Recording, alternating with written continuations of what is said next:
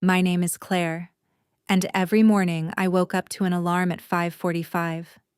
Not because I wanted to, but because I had to. Because if I didn't get up, nothing would happen. The lunch boxes would stay empty. The car wouldn't start warming up. The homework folder wouldn't be in Liam's bag. And dinner wouldn't make itself. So I got up. Every morning, 5:45. I was a high school English teacher. 5 classes a day. 140 students. Essays to grade. Parent emails to answer. Department meetings every Tuesday. I loved my students. I really did. But I want to be honest with you. By the 3rd year, I was running on empty. Not tired like, I need a nap. Tired like, I don't remember the last time I sat down and felt okay. My husband's name was Ryan.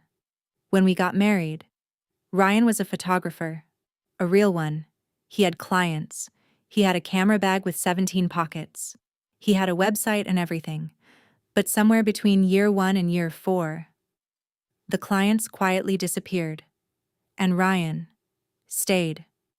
He was always home when I left for work. He was always home when I came back. He said he was building a portfolio. He said he was waiting for the right project. He said, "Photography isn't like a regular job, Claire, you can't rush it." So I didn't rush him. I just kept going. 5 classes a day, 140 students, and one husband who was waiting for the right project. I want to tell you about the man I married, because he was not always like this. When Ryan and I first met, I was 26. He was 28. We were both at a friend's gallery night. He had a camera around his neck. He walked up to me and said, "You have the face of someone who has a very interesting story."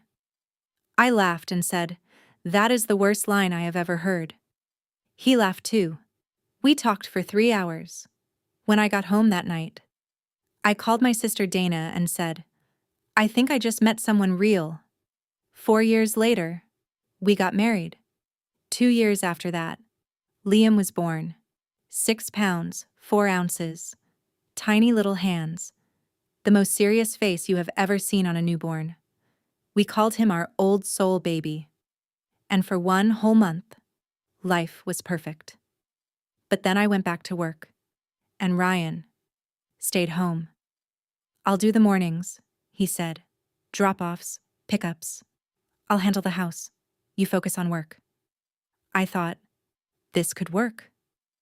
Year 1, it mostly did. Year 2, it started slipping.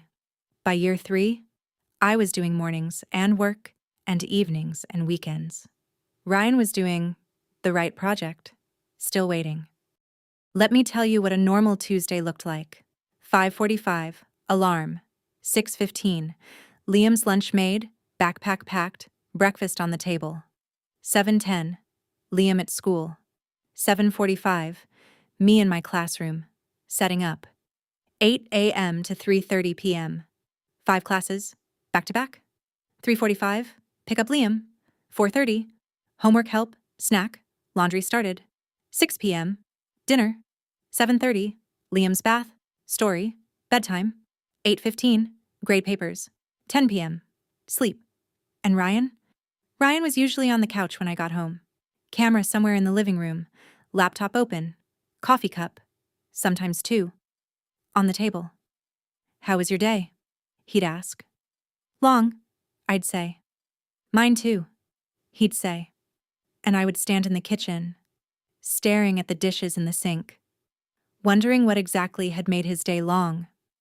We had couples counseling, 8 sessions, a man named Dr. George. Very calm, very patient. He asked Ryan in session 4, "What would it look like for you to contribute more?" Ryan thought for a moment. Then he said, "I think I could do mornings, and maybe grocery runs." Dr. George nodded. "Claire, how does that sound?" "It sounds good," I said. And for 3 weeks, Ryan did the mornings. Week 4, he forgot the drop-off twice. Week 5, back to the couch. I stopped mentioning it. I stopped mentioning a lot of things. Around month 8 of year 4, Ryan started talking about Brett, his college friend. They had done photography together back in school. Brett's doing really well now, Ryan said one evening. Travel photography, adventure stuff. He's been to Iceland, Norway. That's great, I said, folding laundry. He's been asking me to collaborate. Says I still have a good eye. He might have a project coming up. Could be big. I folded another shirt. Sounds good, Ryan. I did not think much about Brett. Not then. I want to tell you about the money. When Liam was born, I started putting away a little each month. Not much. Sometimes $50, sometimes $120. Whatever I could manage. I called it the emergency fund. It took 4 years. 4 years of small transfers. 4 years of saying no to things I wanted. 4 years of packing my lunch instead of buying it. By last September, there was $11,000 in that account. I told Ryan about it once. Early on. It's our safety net, I said. If something breaks. If one of us loses work. For Liam. For emergencies. Ryan nodded. Smart thinking, he said. And I felt good. Like at least one thing was going right. It was a Wednesday evening in November. Liam was at my mother's for the night. A Wednesday sleepover he loved more than almost anything. I had papers to grade. I put a load of laundry in the washer. I made tea. And then I remembered Ryan's jacket. The gray one. He had worn it the weekend before and left it hanging on the chair by the door for 6 days. I'll just check the pockets before it goes in the wash, I thought. Nothing unusual about that. Left pocket, a chapstick, a receipt from the gas station. Right pocket, a folded piece of paper. I almost didn't open it. Almost. I unfolded it slowly. A printed email. Forwarded confirmation. Winter adventure package, confirmed booking. I read the first line. Guest name, Ryan Holloway. I read the second line. Additional guest, Brett Calloway. I kept reading. Steamboat Springs, Colorado. 3 weeks. Mountain Lodge Suite, premium level. First class flights, both ways. Private ski instructor, 5 sessions included. Dates, December 14th to January 4th. I stood very still in my kitchen. The washing machine hummed behind me. My tea was getting cold. I read it again. Slowly. Every word. December 14th to January 4th. That was 3 weeks from now. And those were my school holidays. My only real break. The one I had been looking forward to since September. I put the paper on the counter. I picked up my phone. I opened the banking app. Our joint savings? The emergency fund? 4 years? $11,000. I pressed to check the balance. The number came up slowly. $642. I sat down on the kitchen floor. Just sat down. Right there. On the cold tiles. My back against the cabinet. Tea going cold on the counter. Paper on the floor beside me. I looked at the transaction history. Transfer. 2,000. Transfer.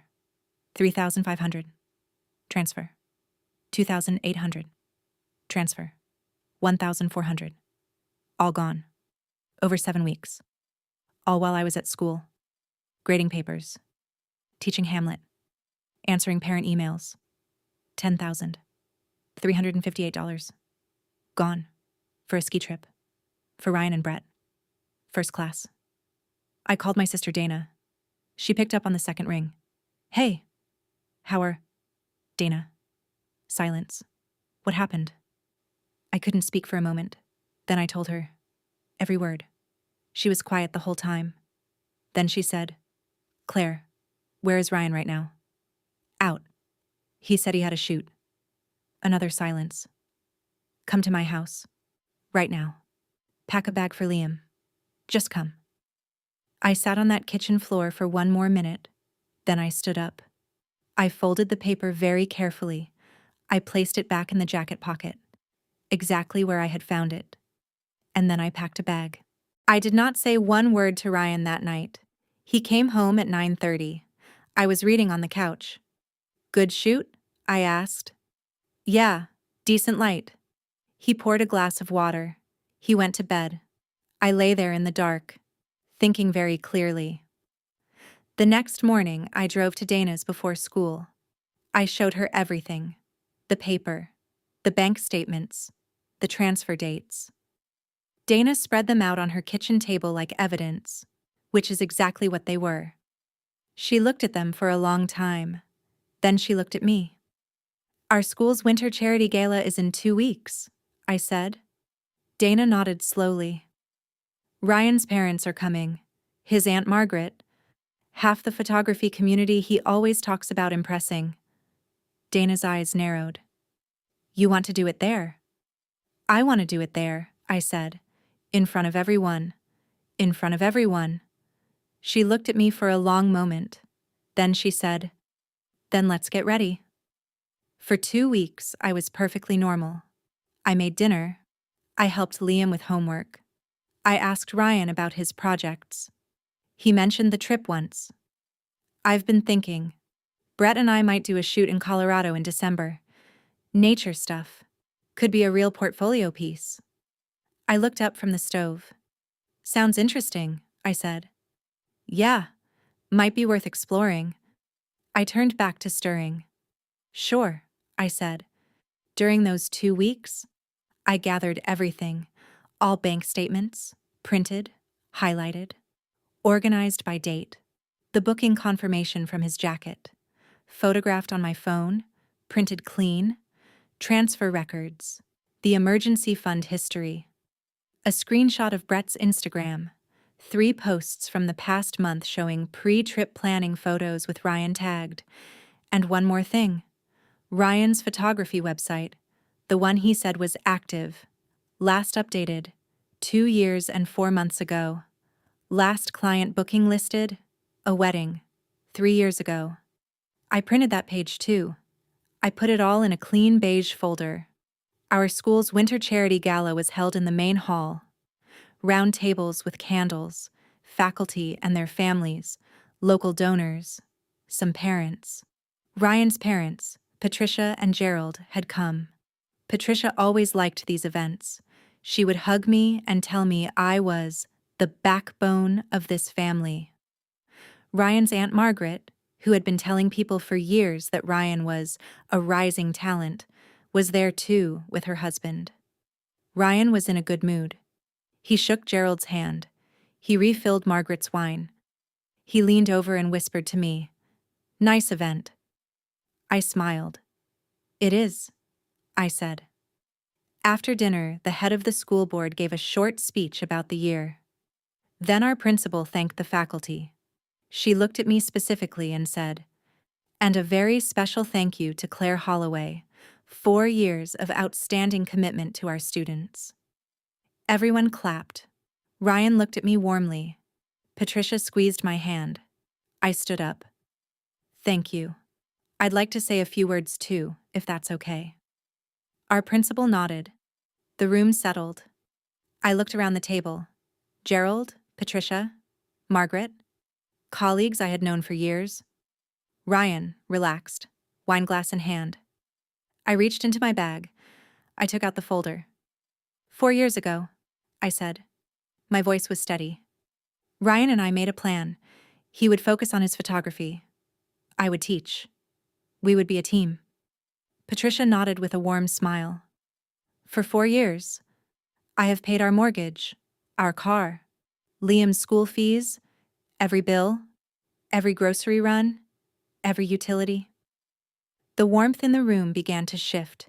Ryan put his wine glass down. I opened the folder. I placed the bank statements on the table, facing out so the table could read them. "This is our emergency fund. I saved $11,000. 4 years. For emergencies." I placed the transaction records beside them. 3 weeks ago, $10,300 was transferred out, without my knowledge. Ryan leaned forward. "Claire." One moment. I placed the booking confirmation on the table. A 3-week ski trip, Steamboat Springs, Colorado, first-class flights, luxury lodge, premium suite, private ski instructor. I turned the paper so the names were clear. Ryan Holloway, Brett Calloway. Margaret's hand stopped moving. Gerald's face went still. December 14th to January 4th, I said. My school holiday. The only break I look forward to all year. I placed the last page on the table. Ryan's website, last updated 2 years ago, last client 3 years ago. This is Ryan's photography portfolio, his work, his clients.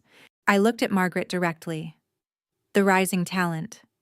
The room was completely silent. Ryan stood up. His voice was tense, controlled. This is not the place for this, Claire. This is embarrassing. I looked at him. You transferred $10,000 of my money for a ski trip with your friend, Ryan, while I taught 5 classes a day. My voice was calm, clear. Where exactly is the right place for that? Gerald put his hand over his mouth. Patricia was staring at the bank statements. Ryan looked around the table. For help. For someone to step in. No one did. I closed the folder. I picked up my bag. I looked at Patricia. Her eyes were wet. I love your family, I said. I always have. I looked at Ryan one last time. Pale, jaw tight, hands at his sides. I hope Colorado has good light, I said. And I walked to the door. Dana was standing there. She handed me my coat without a word. We walked out together. The night air was cold and very still. Our footsteps on the pavement. I breathed in deeply. Dana linked her arm through mine. We walked to the car. She didn't say anything. Neither did I. There was nothing left to say. Liam and I moved into Dana's house that weekend. Dana's spare room had a bunk bed from when her kids were small. Liam thought it was the greatest thing he had ever seen. He chose the top bunk. He named it the captain's bed. And the first night, for the first time in what felt like forever, I fell asleep before 10 p.m. Not worrying about anything. Just asleep. Ryan called 17 times in the first 3 days. I watched the screen light up. I did not answer. His messages came in slowly. We need to talk.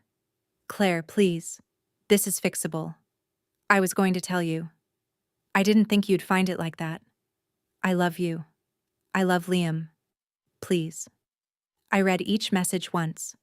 Then I put the phone face down and helped Liam with his math homework. I met with a lawyer named Sandra.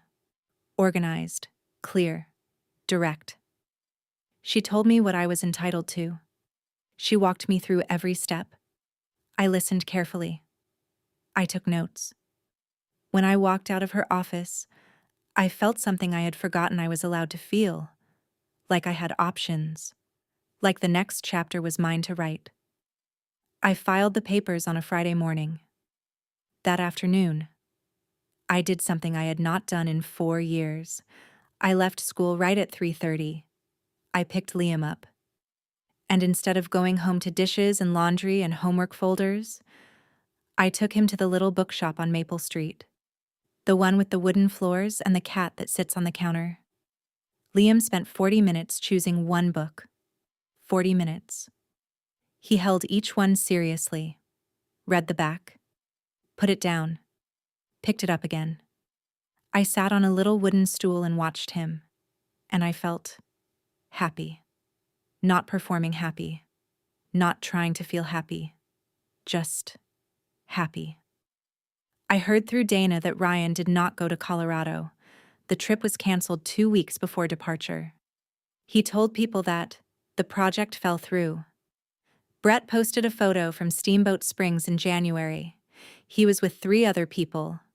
Ryan was not in the picture. The divorce was finalized on a quiet Thursday in March. I drove home from the lawyer's office. Dana had made dinner. Liam came running and threw his arms around my waist before I had even taken off my coat. "Mama, I wrote a story today. My teacher said it was the best one in the class. I crouched down. His little face was so proud, so bright. Can I read it? I asked. Yes, come on. He grabbed my hand and pulled me inside. That night, after Liam was asleep, I opened the banking app. I created a new savings account. I sat for a moment thinking of a name. Then I typed, Claire and Liam, someday. I made the first transfer. $600. Not much, but it was mine. Completely. Entirely. Mine. And this time, no one else had the password. I think about the woman I was 4 years ago, the one who said, take your time, and meant it with her whole heart, who believed that love was enough to carry two people, who made herself smaller and smaller so someone else could feel bigger. I don't blame her. She was doing the best she knew how. But I am glad. She finally put the weight down. If you are listening to this right now, if you are the one who gets up first, who stays up last, who holds everything together while someone else waits for their right moment, I want you to hear this. Being loyal does not mean being invisible. Being patient does not mean being used. And asking for equal partnership in your own home is not too much to ask. Leave a comment below. Tell us where you are right now. Tell us your story. We are listening. Every single comment. And if this touched you, please share it with someone who needs to hear it today. Thank you for being here. Really, thank you.